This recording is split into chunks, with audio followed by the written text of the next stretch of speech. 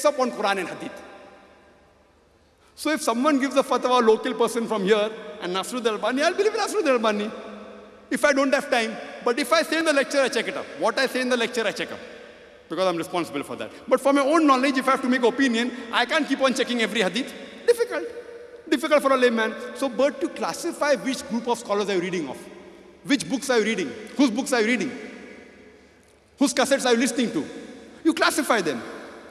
Authentic scholar. This scholar makes 20% mistake. This scholar 50%. This scholar 90% mistakes. You classify, and then if you don't have time and belong to the first group of scholar, which is authentic, you need not check up everything.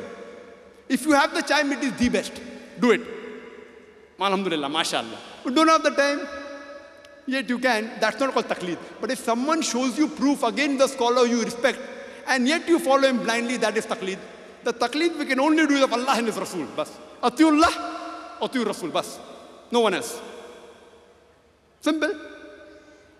Simple formula. Now some people come and tell me, Brother Zakir, you talk said, don't make sect. But didn't the Prophet said, there will be 73 sects? I said, yes. The Prophet said, there will be. Prophet didn't say you should make. Allah says, don't make. But Prophet knew, even though Allah says, don't make sects, the Muslims are bound to make. So he predicted there will be. He didn't say you should make. And if you read the Sahih Hadith of Abu Dawud, Hadith number 4579 and Hadith number 4580, it says that Prophet Muhammad ﷺ said that the Jews were divided into 71 or 72 sects, the Christians were divided into 71 or 72 sects, and the Muslims will be divided into 73 sects. There's a Hadith of Tirmidhi, Hadith number 131, as well as Hadith of Tirmidhi, Hadith number 2643, where the Prophet said that the Bani Israel, the Jews and the Christians, they were divided into 72 sects. But my ummah will be divided into 73 sects. All will go to hell except one. So the companions asked, who are they? The Prophet said, those that belong to me and my companions. The Prophet said, there will be 73 sects. All will go to hell except one. Those that belong to me and my companions. And there's another hadith of Sahih Bukhari, volume number 3, hadith number 2652. The Prophet said, the best of the people are those of my time, means the companions, the Sahabas. After that, the next generation. After that, the next generation. The Prophet said, the best people are those who are of my generation, the Sahabas. After that, the next generation, the Tabaeen. After that, the next generation, Tabe Tabaeen. Finish. So if you have to take anything, you have to take from the generation of the Prophet, the companions, the next generation, Tabaeen and Tabe Tabaeen. That's it, 3 generations. This we call as the Salaf-e-Salihin, the righteous predecessors, or the righteous forefathers.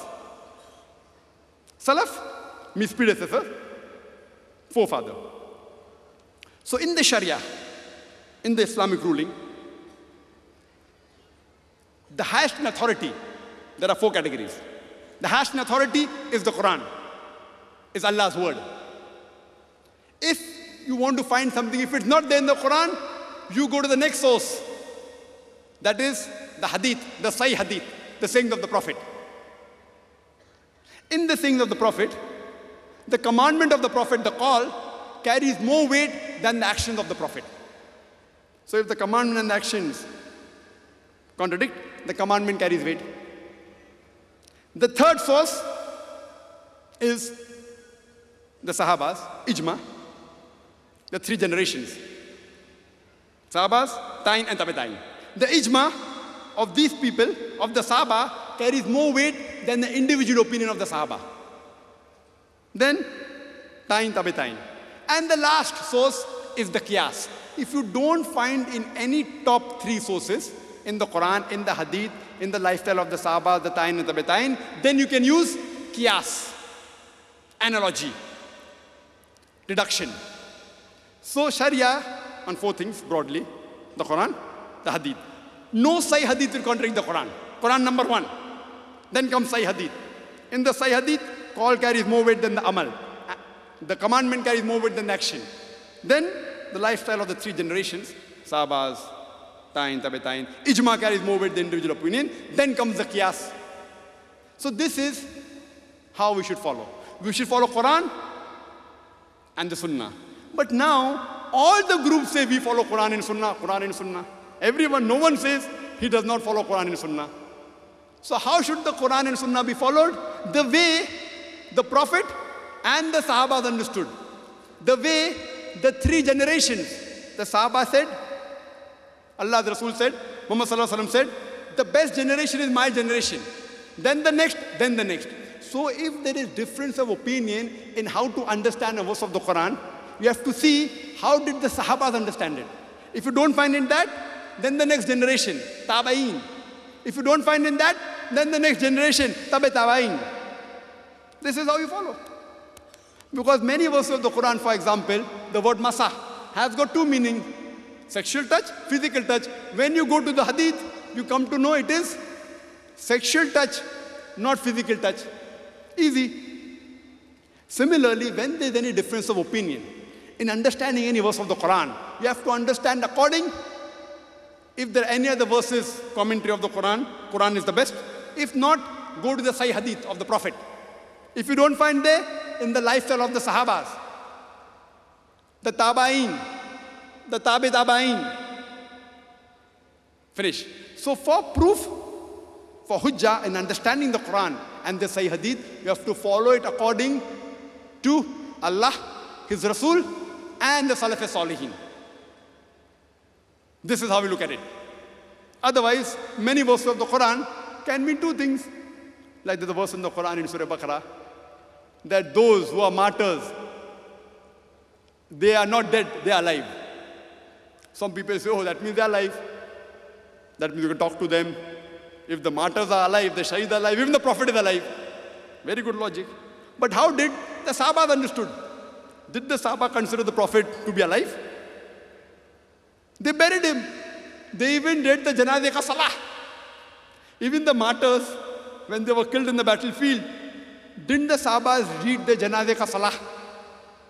Can you read Janazeh ka Salah of a live person? No.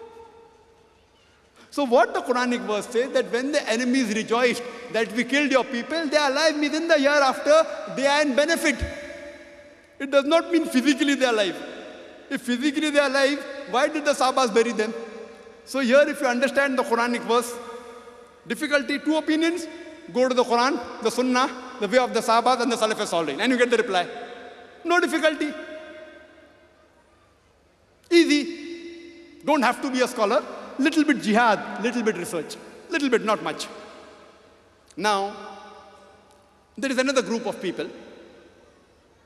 When I ask them that, who are you? What are you? They say, I'm Ahle Hadith. So I say, what is the meaning of Ahle Hadith? He said, we are the people of the Quran and the Sunnah, Quran and the Hadith. So I said, fine. Makes sense. So I tell them, okay, fine. If you want to say Ahle Hadith, I would prefer calling myself Ahle Sahih Hadith. Because I only follow Quran and Sahih Hadith. There are other Muslims who even follow Zaif Hadith and Mawdu Hadith. I am a Ahle Sahih Hadith. If you want to call me something. See, Ahle Hadith means, see, other people, they follow Zaif Hadith, Mawdu Hadith, keeping hand below navel, no problem. So, they call themselves Ahle Hadith. No, I am Ahle Sahih Hadith, if you want to call. So I ask these people, that brother, you call yourself Ahle Hadith, means we are pakka following Quran